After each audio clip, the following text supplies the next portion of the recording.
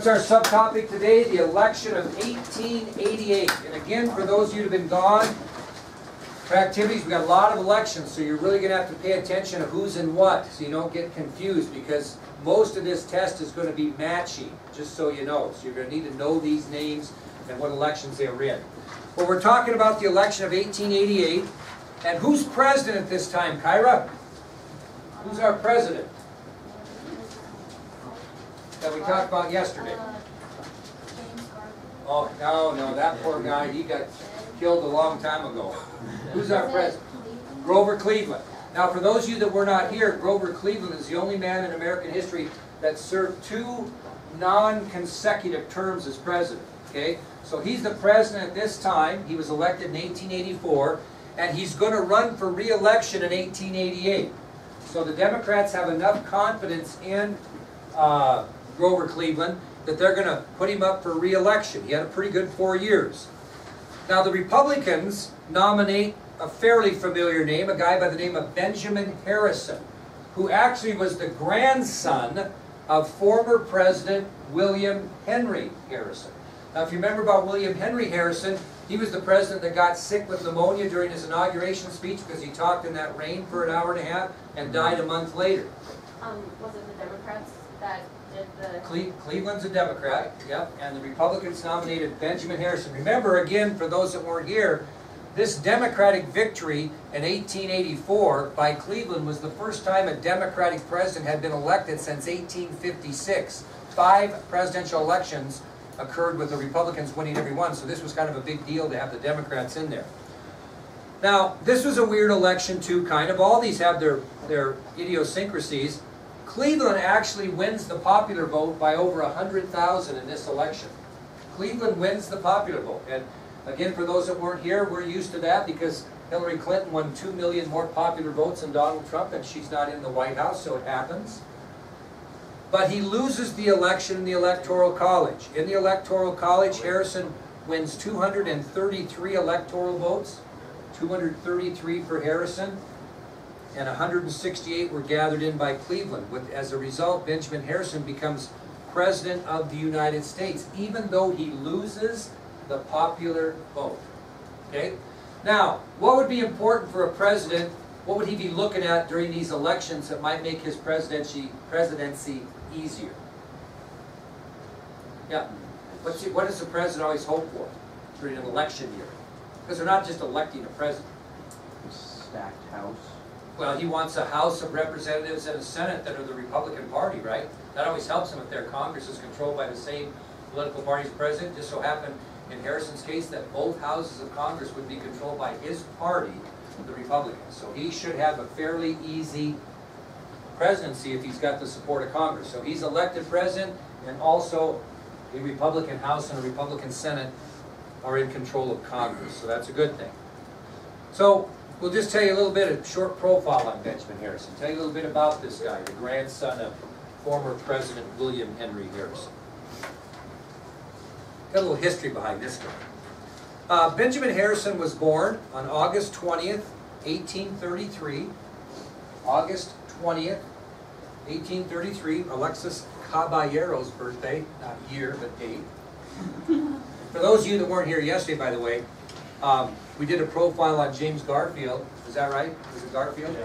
Yeah. And he was born on Emily's dad's birthday and died on Emily's mother's birthday. So you never know, right? So anyway, Benjamin Harrison was born on August 20th, 1833. He was born on his grandfather's farm in North Bend, Ohio. But he's not going to be an Ohioan. He's actually, his family's going to move to Indiana. That's going to be his home state later. But he was born on August 20th, 1833 on his grandfather's farm in North Bend, Ohio. He was named after his great-grandfather. And his great-grandfather signed a pretty important document in American history, the Declaration of Independence. Very good. So he's really got some political ties. Okay? So Benjamin Harrison was named after his great-grandfather, and his great-grandfather was actually one of the original signers of the Declaration of Independence. He was the second oldest of 10 children. Outdid the Pages.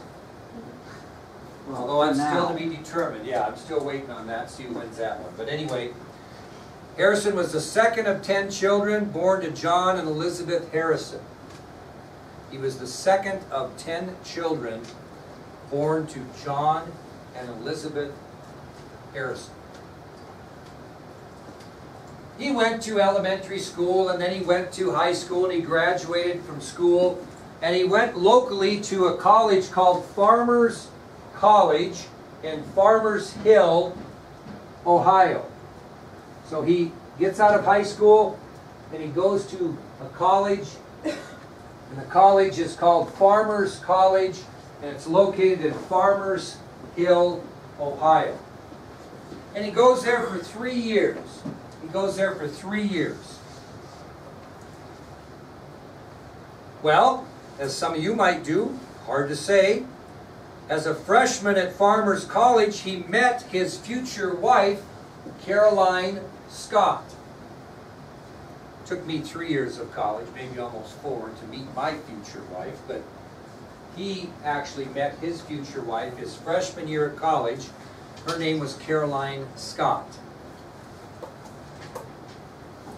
They eventually were married in 1853, and they had 2 children, a boy and a girl. What's that? That's right. You think that's right? You know it is.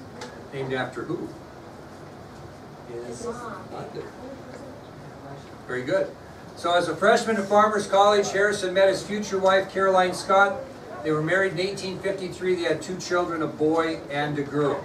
Well, if he went to that school for 3 years, and I didn't mention graduation, what did he do?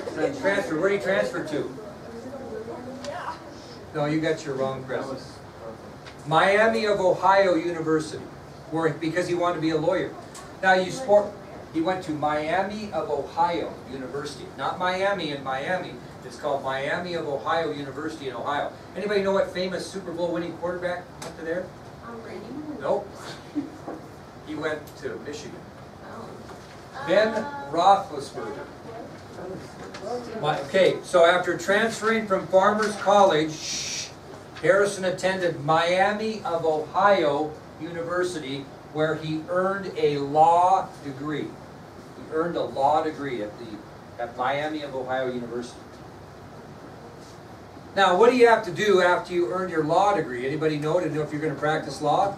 You got to take a test. It's called the bar exam, and basically it's an exam, an overall exam. It'd be like if you kiddos had to take an overall exam of everything you learned in high school before you could get your diploma and walk. You'd have to take this big exam. We'd have questions from every single thing you ever did in high school, every subject area, and if you didn't pass it, you wouldn't get your diploma. That's the bar exam. In this case, it's a very difficult thing to pass. Bar exams are difficult. Well, he passed his pretty easily, became a lawyer, and actually won his first big case as a lawyer. Was a successful lawyer. Okay? Won his first big case.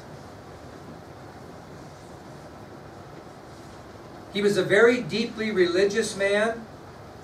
He was a Presbyterian. He became deacon of his local church.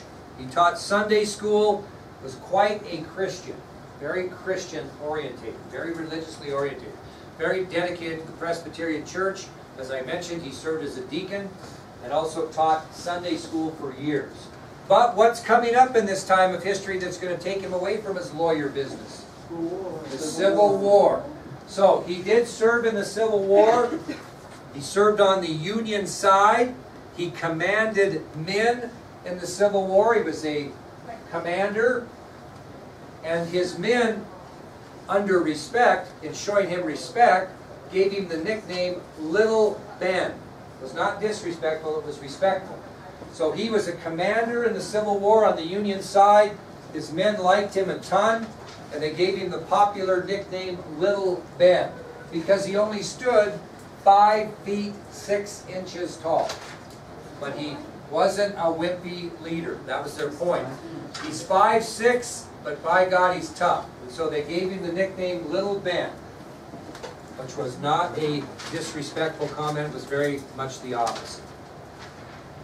Well, he decided to enter politics after the Civil War, and he ran for governor of his now home state of Indiana, but he lost. He ran unsuccessfully to be the governor of Indiana after the Civil War. So his first political attempt was not successful. He did not get elected governor of Indiana. But he was well respected, so when President Garfield was elected, he offered Harrison a position in his presidential cabinet. So Harrison was offered a presidential cabinet appointment by President Garfield, but he turned it down. And the only reason he turned it down, to be honest with you, is because he had been elected to the United States Senate in 1881 and wanted to serve in the Senate rather than serve in a presidential cabinet. So Benjamin Harrison was offered a cabinet appointment by President Garfield. He turned it down because he had been elected to the United States Senate in 1881 and wanted to serve in that capacity instead. During his four-year term, and that's all he had, there were two really important pieces of legislation that were passed that are worth noting. The first one is the Sherman Antitrust Act.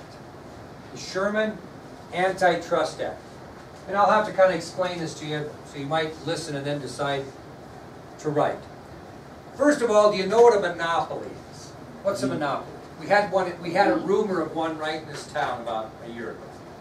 What's a monopoly? It's when one business controls the entire market. Yeah, or runs people out. Now, I'm not saying this is true. Again, we've used it before. I'm going to make an example. The rumor around town was when the new O'Reilly's came in that they were going to lower their prices and run the other two out of business, and as soon as they ran them out of business, they were going to raise their prices to make their profits. That's a monopoly, okay? That's not good business. Anybody know what a trust is when it comes to business? Anybody? I mean, if you did, I'd be surprised. Okay, when you go to a car dealership to buy a new car, they're going to tell you what the manufacturer suggested retail price is, okay? That's set by trusts that tell you this is the most you can charge for this car. Now, if you go into a car dealership and you pay the manufacturer suggested retail price, you should be hit over the head with a tack hammer, because nobody ever sells them that. They always say, well, maybe the manufacturer suggested retail price of this car is $27,000, but I'm going to sell it to you for $22 because I like you. Well, they didn't buy it for $27, they probably bought it for $10. But that's their profit margin. But the reason it's put up there is so somebody can't charge more than they're supposed to. Well, this time in history, these trusts were being dishonest.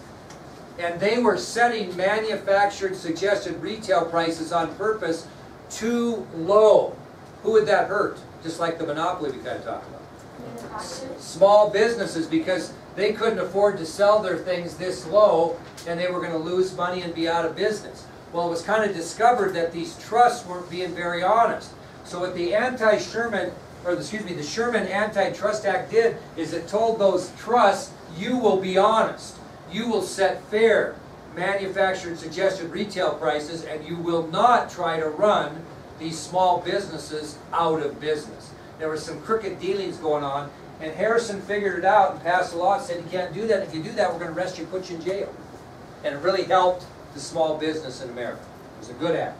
Does everybody kind of understand how that works? The other one was called the Dependent Pension Bill. Now, can you tell me, David, what a pension is? I'm presently earning one. What's a pension? Money? Yeah, for what? Retirement. Usually for retirement. So I taught in Montana for 28 years, and I left and came to Wyoming so I can draw my Montana retirement or pension. We often refer to us as ex-Montanans or even present Montanans. That's our welfare check. Because Montana pays so poorly compared to Wyoming, we always tease and say, well, I got my welfare check this month. But I get a check every month based on the top 3 salaries I had in Montana for the rest of my life. Okay? That's a pension. Okay? It can also be paid out to people that are unable to work. In this case, the Dependent Pension Bill tried to take care of Civil War veterans who had been hurt badly in the war and could not perform manual labor. As we watched Dances with Wolves, geez, I can't think of the guy's name. What was his name? Help me out. Captain Dunbar. He was going to maybe have his leg amputated, right? And that was pretty common. can't do a lot of manual labor if your legs are amputated, for example, or maybe your arms. So what Harrison wanted to do is provide pensions, monthly payments to those Civil War veterans that could not work or perform manual labor. What were they going to do? They couldn't do anything. So it became, that was a good bill too. It took care of our Civil War veterans. And we need to do more of that in this country. I get on the soapbox. We spend millions of dollars for every dumb thing in the world in this country. We do not take care of our veterans very well, in my opinion. But that's another discussion. I think President Trump has more of a vision of that than presidents have had in the past, and I hope he gets done what he says he's going to get done. Well, Harrison, continuing the profile, he's going to run for re-election in 1892, and we'll talk about that in a bit, but he doesn't win. He's defeated by former President Cleveland, who again comes back to serve the presidency after having a term off, non-consecutively. So President Harrison runs for re-election in the election of 1892. He was defeated by former President Grover Cleveland. And this was a tough loss because just 2 weeks before Election Day, Harrison's wife died. And so he not only lost his wife, but he also lost the election. It was not an easy time for President Harrison. Had lost his wife 2 weeks before Election Day. So what did he do after that, Peyton? After he went out of the White House, what did he do? He moved back to Indiana, actually, and became a lawyer, because that's what he did before. He continued his practice as a lawyer back in Indiana, and he remarried. And he remarried a gal in 1896 by the name of Mary Lord Dimmick. And the couple had one child. Now, there's a little bit of a story behind that, and some people see this as weird, but I'm going to tell you another heartwarming story that says it isn't. Mary Lord Dimmick was the lady who had cared for Harrison's wife while she was sick. And after she died, they struck up a relationship and they ended up getting married. That might seem a little weird. Your first comment is, ooh, I wonder if they were striking up the relationship before that, you know. But I'm going to tell you a story about a friend of mine by the name of Bob Orrin. Bob Orrin was a man's man. I mean, he was a guy that didn't get all fixed up much. I mean, he was no handsome beauty. I coached with him and against him for years when I was in Montana, and he was a bachelor his whole life. Well, his best friend got cancer. And he was friends with that guy, obviously friends with that guy's wife for years and years and years. The guy knew he was going to die. And he said, Bob, if you could do me any service, is you'll promise to marry whoever her name was and take care of her the rest of your life. I know it's, you know, maybe it's not based on love, maybe it'll come into love, but I'm worried about it. You know what he did? He promised his friend he would. The two dated for a period of time, got married, and they're very, very happy. Although living with Bob might be interesting because he was a bachelor the first 50 years of his life. But anyway, he did, and that, you know, that was kind of it was a nice gesture. I don't know if their marriage is like every marriage, but it's a companionship thing, and that's what he promised his friend he would do. And I think it was admirable. Well, anyway, Benjamin and Mary, Lord Dimmick, had a daughter together. And then what did he do after that? In 1897, he wrote a book. And it was about the federal government, and it was entitled, This Country of Ours. And this is a first edition, first printing of that book that I'll pass around, you can kind of look at. But that's Benjamin Harrison's book, This Country of Ours. And it was a book about the federal government. It wasn't his memoirs, wasn't about him. It was about the federal government, entitled This Country of Ours. Well, he continued his life. He eventually died on March 13th of 1901. Continued his life. Died on March 13th of 1901 at the age of 68. And he was buried in Indianapolis, Indiana. So he dies on March 13th, 1901 at the age of 68 and was buried in Indianapolis. One important thing happened during his administration that should be important to you guys. The states of Wyoming and Idaho were admitted into the Union during the Harrison presidency. So that gives a little bit of hometown flavor to him. So the states of Idaho and Wyoming. All right, what we're going to do is we're going to talk for about 12 minutes or so about the D.C. thing. And it'll be kind of a short conversation, but we'll have more as we go, kind of set the stage. Anybody know what it costs the kids to go this year? $2,200. $2,200. What do you guess it's going to cost you kids next year? It's actually gonna cost you $2,200. And there's a reason for that. What might be the reason for that? More people. Because there's more of it, yeah, and you share expenses. Now, here's kind of your three options for next year. Now, I want you to listen carefully. You have three options going into next year. Your first option can be that you do not take AP US History 2, and if you do not do that, your AP US History that you have taken will obviously cover your graduation requirements for this particular year. And I'm not offended if you don't want to do that. That's your choice. Your second option is to take AP US History 2 next year and choose not to go on the DC trip, which again, I'm not offended by. I would be disappointed. I have had some kids that have not gone on the trip, and I have not had any kids in my career not go because they couldn't afford it.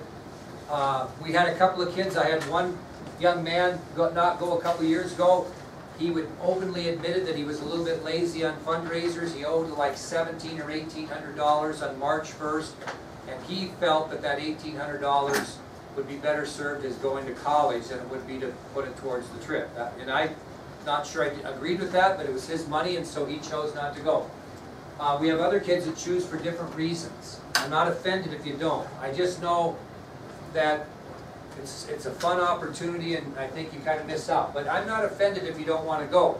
The thing is, you have to commit yourself fairly early because everything's divided by the number that go. Does that make sense?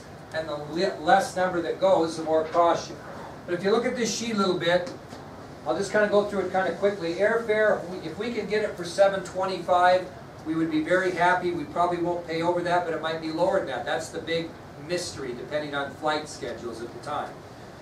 You'll check a bag. It'll cost you 25 bucks each way. That'll be the one you put underneath if you can't carry on. You'll have $15 a meal for 3 meals a day times